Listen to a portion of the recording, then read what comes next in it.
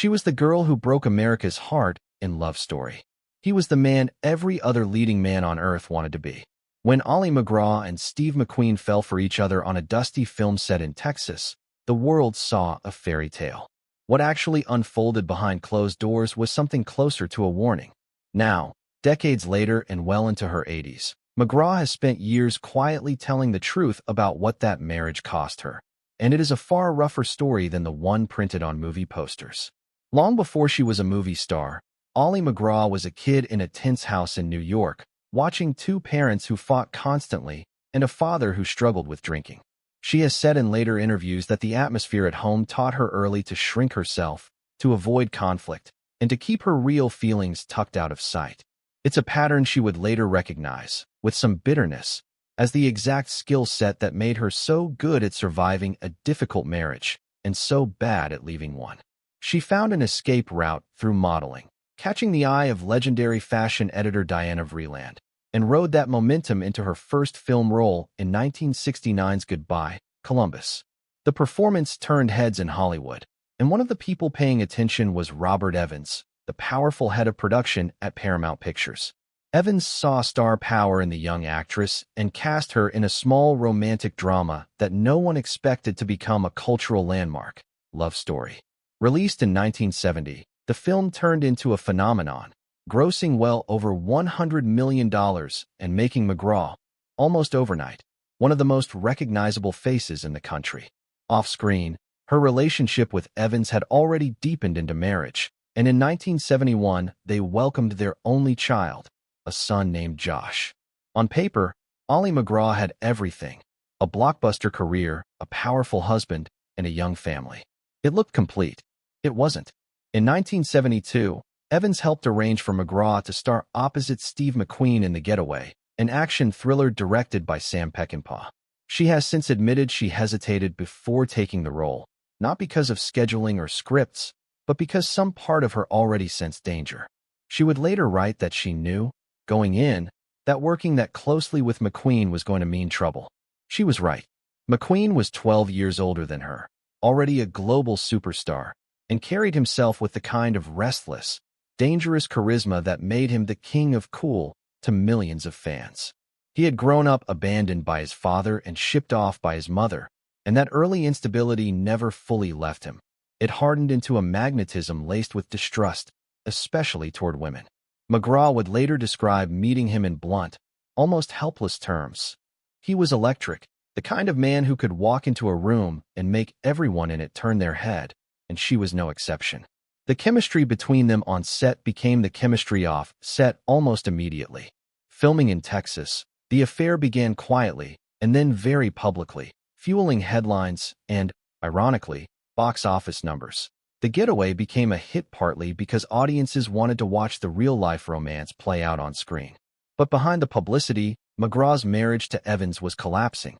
By the end of 1972, she filed for divorce from the man who had built her career, a decision that stunned Hollywood and blindsided Evans himself. In July 1973, Ali MacGraw and Steve McQueen married. It had all the surface glamour of a Hollywood fantasy. The real terms of the arrangement were considerably less romantic. McQueen wanted a wife, not a co-star, and he made that clear before the wedding. He had her sign a prenuptial agreement that protected his fortune, and more strikingly, he asked her to walk away from acting entirely, at the exact moment her career had never been hotter. MacGraw agreed, not because she'd stopped wanting to work, but because, in her own later account, she was afraid of losing him if she didn't. The couple settled into a home in Malibu, and for a while it did look idyllic from the outside. Beach walks, casual barbecues, a small, tight circle of friends. But MacGraw has said the peace was mostly cosmetic. McQueen's jealousy was constant and, by her account, could flare over almost nothing. A glance held a second too long, a friendly conversation with another man. The irony, which she has pointed out herself, is that McQueen was simultaneously carrying on with other women throughout their marriage, something that was more or less an open secret in Hollywood circles at the time. She stopped working. She became, in her own later words, the cook, the housekeeper, the quiet woman in the background. A total reversal from the ambitious actress who had just carried a hit film. She was also raising her young son from her marriage to Evans, largely on her own, while trying to manage McQueen's moods and expectations. The isolation crept in slowly. She adored him. That part never really left her, even decades later, but adoration and safety are not the same thing, and she has said she often felt trapped inside a life she had agreed to shrink herself to fit. Both of them were drinking heavily by the mid-1970s, and McQueen's drug use added another unstable ingredient to an already volatile household.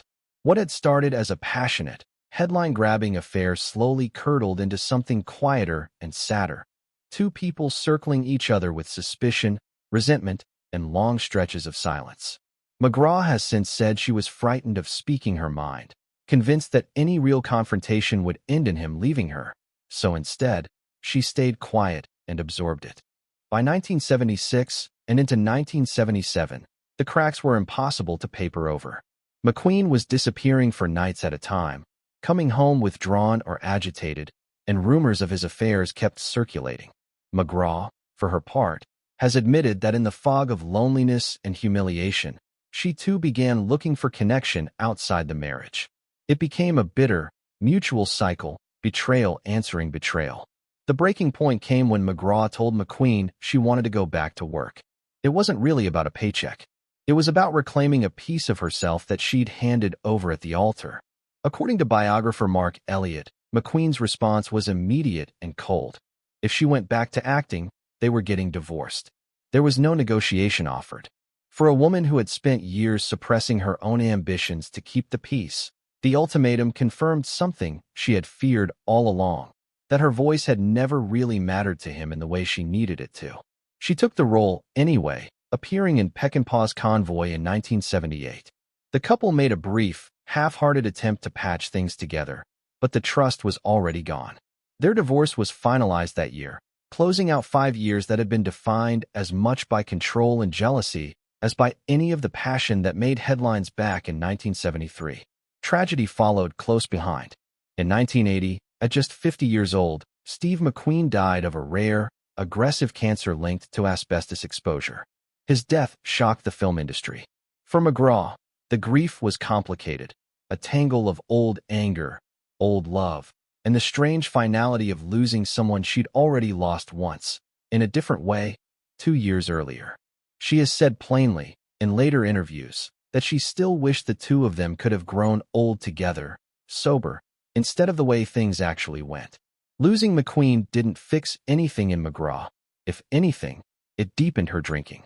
She kept working through the late 70s and into the 80s, including a well-remembered 14-episode run on the primetime soap Dynasty in 1984, but Hollywood had largely moved on from her as a leading lady, and she found herself increasingly typecast or simply overlooked. The industry that once crowned her its brightest new star didn't have much use for her anymore, and by her own account, she no longer had the fight left in her to argue the point. By the early 1990s, her drinking had stopped functioning as a comfort and started operating as a cage. She made the decision to check into the Betty Ford Center for treatment, beginning what would become a genuinely long process of recovery, not just from alcohol, but from the accumulated weight of a difficult childhood, 2 failed marriages, and a career she'd voluntarily set fire to for a man who ultimately left anyway. In 1991, she published a memoir, Moving Pictures, and it was strikingly honest, unflinching about her upbringing, her relationships, and the personal cost hiding underneath the fame. It struck a chord with readers who saw their own struggles reflected in hers, and it became a bestseller. A few years later, in 1994, she left Hollywood altogether and relocated to Santa Fe, New Mexico, trading film sets for gardening, painting, and a much quieter kind of daily life. In Santa Fe, MacGraw finally found something like peace. She built a life around sobriety, yoga, and simple routines, and she has now been sober for more than 3 decades, a stretch of time she has said she once genuinely doubted she'd ever reach. She's talked about letting go of the habit of rewriting the past or fantasizing about some better future, choosing instead to try to live fully in the present. She never remarried. Instead, she poured her energy into friendships that had survived everything else, including a warm, enduring bond with her love story co-star Ryan O'Neal. The The two of them reunited on stage together in 2016 for a touring production of Love Letters, and audiences got a glimpse of the same easy chemistry that had made them famous nearly half a century earlier. She also found new creative outlets, including work with a fashion collective that partners with female artisans around the world, giving her a way to build something entirely her own, on her own terms, for the first time in a long while. Even now, well into her 80s, MacGraw doesn't dodge questions about McQueen.